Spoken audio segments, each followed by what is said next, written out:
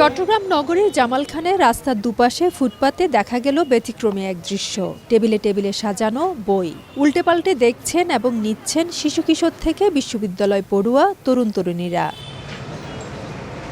দিনব্যাপী এই উৎসবে একাডেমিক, গল্প, সাহিত্য, অনুবাদ, বিজ্ঞান, ইতিহাস, ঐতিহ্যের সব ধরনের বই বিনিময়ের সুযোগ রয়েছে।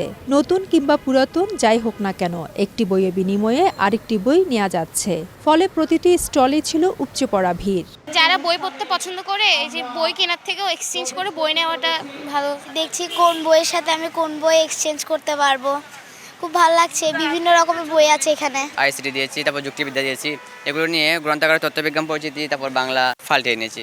উদ্বোধনী অনুষ্ঠানে বিশিষ্টজনরা বলেন, আশঙ্কাজনক হারে বই পড়া কমে যাওয়ার এই সময়ে এই ধরনের উৎসব নতুন প্রজন্মকে জ্ঞান নির্ভর মানবিক সমাজ গঠনে সহযোগিতা করবে।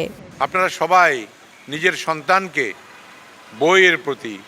বইয়ের প্রতি অনুরাগী করে তুলুন। আজকে আমরা মনে মনে শপথ করি বছরে অন্তত 10টি বই পড়ব। প্রজন্ম তারা বেশিরভাগই এখন বই পড়া থেকে বিমুখ হয়ে যাচ্ছেন, তারা সোশ্যাল মিডিয়া খুবই আসক্ত হয়ে যাচ্ছেন। সেটা থেকে আমি মনে করি এই আয়োজন মানুষদেরকে সত্যিকার অর্থে বই পড়ার দিকে ফেরত আনবে।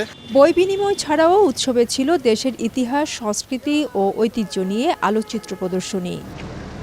ফেরদৌস লিপি, সময় সংবাদ, চট্টগ্রাম।